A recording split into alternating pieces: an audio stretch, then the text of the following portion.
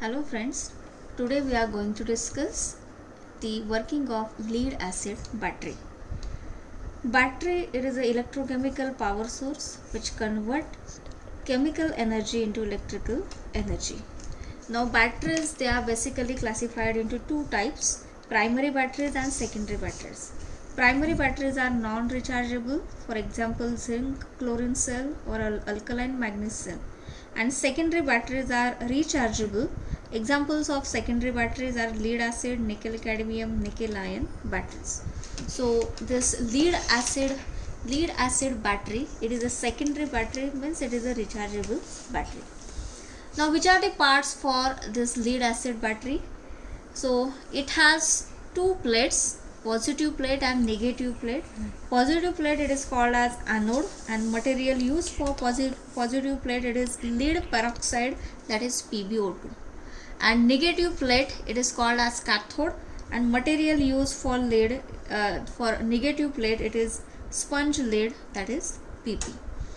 And the electrolyte, this is the electrolyte used as a dilute sulfuric acid, that is H2SO4. Now one more part, it is the separators. These are the thin plate of microporous material which acts as an insulator between two electrodes, and it prevents from internal short circuit. And material used for separators are glass wool mat, microporous rubber or microporous plastics, etc. Now we have to see what is the charging and discharging process of this lead acid battery. Now when the current during charging, here supply is given. So when the current passes for the first time through the electrolyte, this electrolyte means there is a H2O in electrolyte, and it can be split into twice H plus O minus.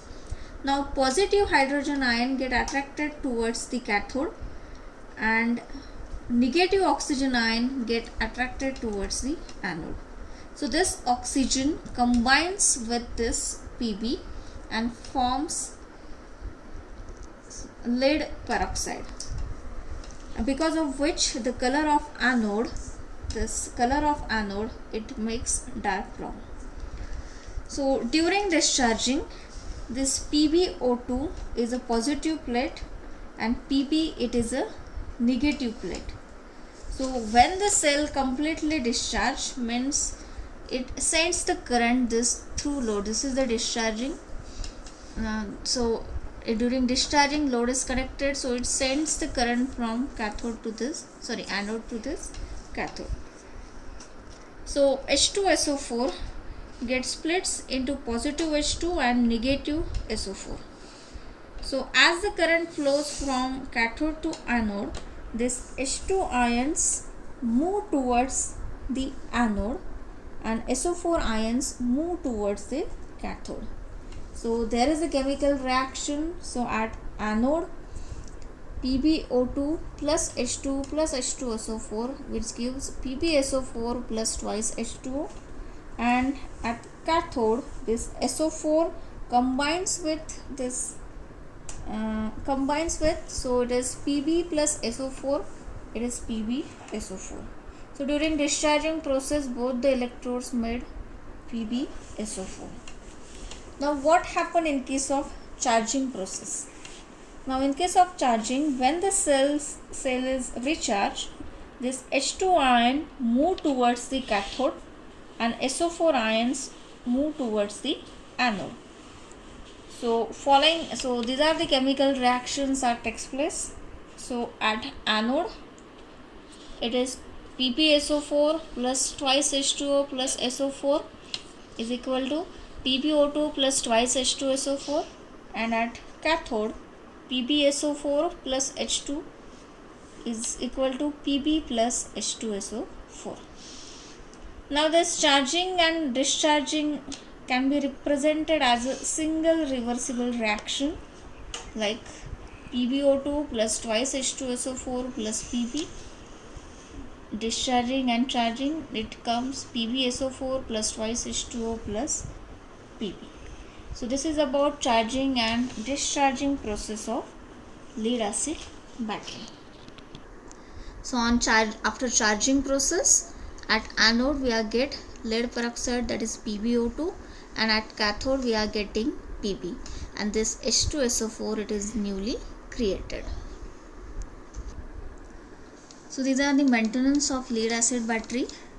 Do not keep the battery in discharge condition for a long period. Do not discharge the battery beyond the minimum limit. Maintain the electrolyte level 10 to 15 mm above the top of the plate.